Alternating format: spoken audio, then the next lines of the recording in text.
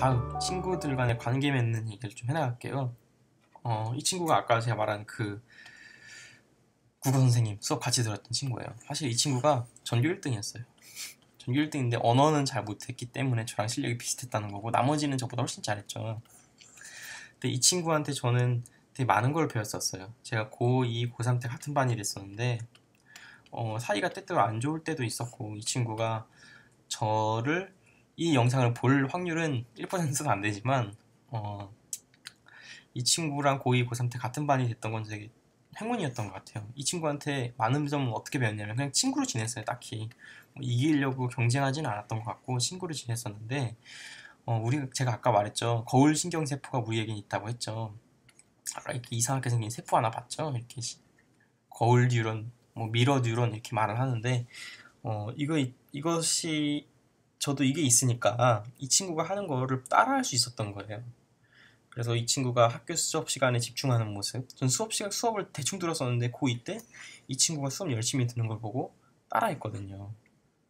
그리고 시험 기간에 열심히 공부하는 걸 보고 마찬가지로 따라해서 되게 많은 걸 배울 수 있었고, 그래서 우리가 되게 따르고 배우고 싶고자 하는 친구랑 옆에 있으면은 딱히 뭘 이렇게 하려고 하지 않더라도 되게 많은 점을 배우게 되는 것 같더라고요.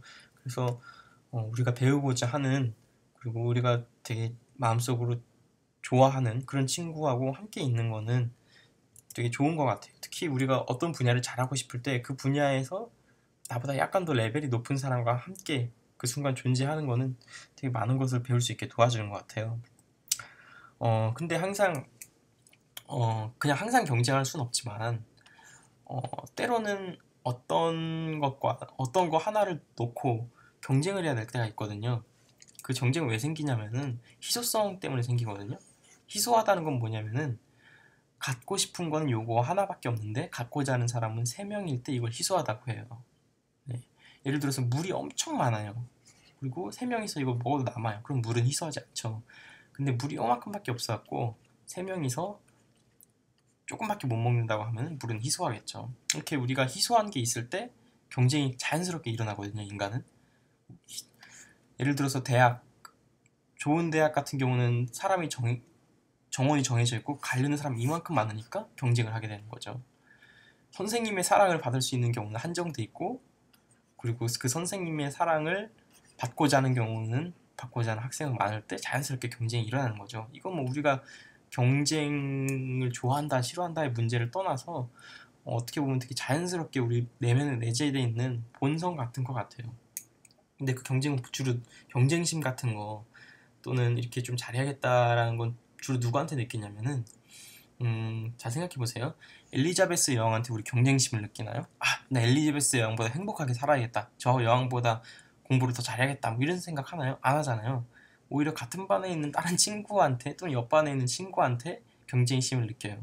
왜냐면은 경쟁은 우리가 제일 동등하고 나랑 비슷하다고 생각된 친구한테서 느끼는 거기 때문이죠. 그래서 우리가 막 같은 반 친구한테 경쟁심을 느낀다고 막 마음의 죄책감을 가질 필요는 없고, 희소성이 있으니까 자연스럽게 나는 이런 상황이 있구나 하는 생각을 하면 돼요. 사실 근데 경쟁이 그렇게 나쁜 것도 아니에요, 사실.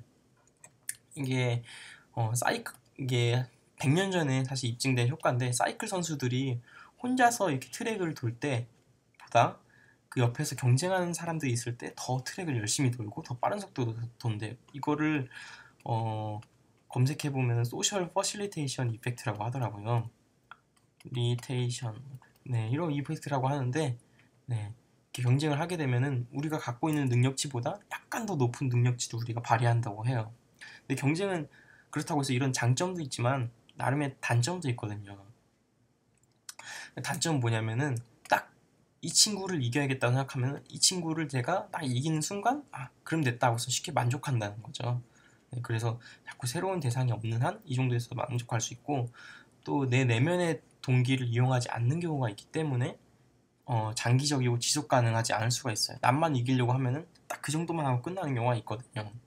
그래서 근데 이런 비용이 있지만 때로는 이렇게 능력을 키우는 장점도 있다. 이 두 가지를 모두 알고 있으면 좋은 것 같아요. 근데 이제 경쟁을 할 때 어떤 친구들하고 해야 되나, 그런 것을 우리가 선택해야 될 상황이 있어요. 예를 들어서 학부모님들이 학원을 보낼 때 이런 말을 하잖아요. 우리 아이들은 높은 반하고 낮은 반이 있으면은 우리 아이 높은 반 보내주세요. 높은 반, 높은 반, 높은 반 하면서 무조건 높은 반으로 올라가려고 해요. 학부모님들이. 또 우리가 반에서 뭐 선정돼서 뭐 우등반, 서울대 준비반 뭐 이런 거 들어가려고 할 때도 높은 반을 들어가려고 하고, 또 대학교를 들어갈 때도 최대한 높은 곳. 하여튼 우린 무조건 좋은 집단, 무조건 높은 집단에만 들어가려고 하잖아요.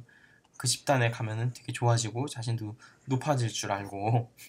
근데 그게 무조건 사실은 아니거든요. 거기 가면은 오히려 경쟁에서 좋지 않은 효과가 나와요. 그 얘기를 하고 싶은 게 바로 캐롤라인 삭스의 얘기거든요.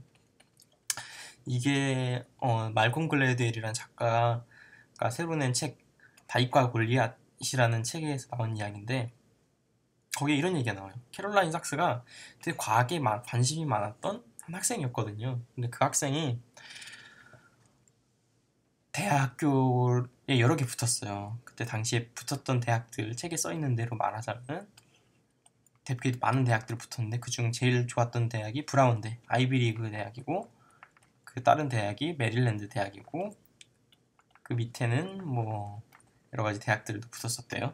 그때 우리는 무조건 높은 반을 좋아하듯이 캐롤라인 삭스도 더 좋은 대학을 가야겠다. 브라운 대학이 좋은 것 같아서 브라운 대학으로 진학을 했대요. 그리고 되게 멋진 과학도가 되기를 희망했어요. 브라운 대학에서. 근데 브라운 대학에 가니까 이 캐롤라인 삭스만큼 똑똑한 애들이 많았던 거예요. 나만 제일 똑똑한 줄 알았는데 나랑 비슷하게 똑똑한 애들이 많았던 거죠. 그리고 나랑보다 비슷하게 똑똑할 뿐만 아니라 훨씬 똑똑한 거예요. 그래서 자기는 무조건 A만 고등학교 때는 받아왔는데 대학교 가니까 막 B, C 받고 그러는 거예요. 그래서 재수강을 했대요. 재수강을 했는데 재수강이랑 다시 듣는 거거든요. 다시 들었는데 막 C 받고 D 받고 그랬대요. 그리고 교수님이 설명하는 내용을 난 못 알아듣겠는데 다른 애들은 이미 알아듣고 있는 것이고, 그래서 자기보다 노력을 훨씬 많이 하기도 하고 또 자기보다 머리가 훨씬 좋은 애가 있는 것 같기도 하니까 이 친구가 너무 힘들어가지고 대학교를 포기했대요. 대학교를 포기한 게 아니라 학위를, 얘가 과학도가 되는 거 포기하고 과를 바꿨대요. 여기는 자꾸 경쟁에서 밀리니까. 미국에서는 특히 이공계학이 받기가 되게 어렵거든요. 이게 이런 스템이라고 하거든요. 사이언스, 테크놀로지, 엔지니어링, 매스매틱스 뭐 이걸 합해서 스템 학위라고 하는데, 이 학위를 원래 따려고 했었는데 이공계 학위를 이 친구가 포기를 했던 거예요. 근데 이런 경우가 되게 많아요. 제 주변에도. 예를 들어서 중학교 때 공부를 좀 잘한다 싶어서 외고를 진학을 했는데 외고 가고 오히려 경쟁에서 밀려가지고 대학을 잘 못 간 경우가 있고, 뭐 학원에서 높은 반 보내라고 해서 높은 반 보냈는데 높은 반의 경쟁에서 밀려가지고 또 좌절하는 경우가 있고, 저 같은 경우는 반대였어요. 오히려 저는 중학교 때 외고 가려고 외고 공부를 막 열심히 했었거든요. 근데 외고를 떨어지고 일반고를 갔어요. 근데 일반계고를 가니까 오히려 전 외고 가려고 열심히 공부를 했기 때문에 일반계고에서는 그나마 좀 비교적으로 잘하는 실력이었던 거예요. 특히 중학교 때 전 잘 못했는데 외고 준비하면서 실력이 쌓여서 고등학교 가니까 조금 더 중학교 때보다 잘하게 된 거죠. 그래서 자신감이 계속 붙어가지고 고등학교 때 좀 잘 보낼 수 있었던 것 같아요. 그래서 이런 그래프를 좀 그려주고 싶어요. 자기보다 너무 잘하는 친구들 주위에 있으면은 캐롤라인 삭스처럼 좌절하게 돼요. 그렇다고 나보다 너무 못하는 친구들만 있으면은 너무 쉽게 만족을 하고 긴장감이 떨어지거든요. 그래서 나랑 실력이 가장 비슷하고 적당한 친구들을, 그런 집단에 속해 있는 게 되게 좋거든요. 그래서 우리가 경쟁을 해야 되는 상황이 있다면은 무조건 높은 데를 가려고 하지 말고, 그렇다고 너무 못하는 데 하지 말고 적당히 못하는데 또는 적당히 잘하는데, 이건 사람마다 달라요. 아무튼 적당한 지점을 찾아야 돼요. 너무 잘하는데 가면은 기죽고 경쟁에서 자기가 못한다고 느껴지고.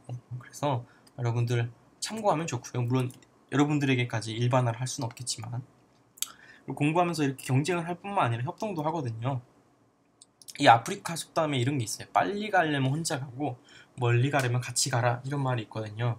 그래서 공부는 사람들이 다 혼자 하는 거라고 하는데 저는 그렇게 생각 안 하거든요. 같이 하는 거예요. 왜냐면 멀리 가야 되니까. 공부는 절대 혼자서 하면 안 됩니다. 제 생각은 그래요. 우린 주변의 사람들한테 얼마나 영향을 크게 받는데. 그래서 친구랑 같이 공부하게 되면은 장점이 뭐냐면은 친구가 나한테 어떤 질문을 종종 하게 될 거예요. 그걸 내가 이 친구한테 가르쳐 주다 보면은 나도 그거에 대해서 좀 더 잘 이해하게 되거든요. 이게 내가 얘한테 가르쳐 주는 게 절대 손해를 보는 게 아니라, 또 내가 모르는 걸 이 친구한테 자꾸 질문하게 될 경우도 있고, 그래서 친구에게 가르쳐 주고 나도 그 친구에게 배우면서 서로 이해하게 되고 더 잘 이해하게 되거든요. 그런 장점이 있고, 두 번째로는 의지력이 훨씬 강해져요. 예를 들어서 여러분이 집에서 혼자서 그냥 공부할 때는 쉽지 않아요. 쉽지 않은데, 이거를 야자실에 가서 같이 친구랑 공부하고 다 10시까지 공부하면은 훨씬 잘 될 경우가 많아요. 집에서는 막 8시까지 공부하다가 그만둘까 말까 이렇게 하는데, 10시가 되면은 학교에서는, 야자실에서는 10시까지 다들 하니까 어쩔 수 없이 나도 하게 되거든요. 뭐 군대 가서도 이런 일이 있죠. 행군을 하는데 나 혼자서 그 20km 걸으라고 하면 절대 못 걸어요. 그 무거운 군장 메고. 근데 나 혼자서 그냥 걸어가려면 중간에 포기하죠. 근데 앞 사람도 걷고 있고 뒷사람도 걷고 있고 하니까 어쩔 수 없이 이 군장을 메고 그냥 걷는 거예요. 그냥 3시간, 4시간 동안. 그래서 우리 내면에 있는 의지력을 조금 더 끌어내줄 수 있거든요. 협동이라고 표현하는지는 잘 모르겠는데, 친구들이랑 같이 있으면은 내 의지력도 되게 강해지고 의지력에 영향도 많이 받고 좋아지는 경우가 있어요. 물론 의지력이 약하게 하는 친구도 있기 때문에 그건 잘 고려해야죠. 자기 목적이 되게 비슷한 친구랑 자기와 되게 잘 어울리는 집단에 있는 게 그래서 되게 중요해요. 그리고 세 번째로는 외롭지 않게 되거든요. 독학할 때 제가 가장 얘기하는 얘기가 뭐냐면은, 독학을 하면은 어쩌면 가장 효율적일 수도 있어요. 제일 빨리 갈 수도 있어요. 실력을 가장 빨리 늘릴 수는 있거든요. 근데 그게 오래 지속 가능하지 않을 수도 있어요. 그건 가장 큰 이유는 외로움이거든요. 사람들에게 말을 안 하고 혼자만 자꾸 공부하게 되면은 자꾸 외롭게 돼요. 근데 친구 한 명이라도 있고 그걸 얘기하게 되면은 자꾸 외롭지 않고 마치 행군할 때 계속 걸어갈 수 있는 것처럼, 예, 행군할 때 계속 걸어갈 수 있는 것처럼 외롭지 않는 게 있어요. 그리고 이게 되게 큰, 감정적으로 되게 큰 도움이 되거든요. 그래서 여태까지 친구들에 대해서 얘기했어요. 그래서 친구들이랑 우린 모방을 하고 경쟁을, 활동을 한다.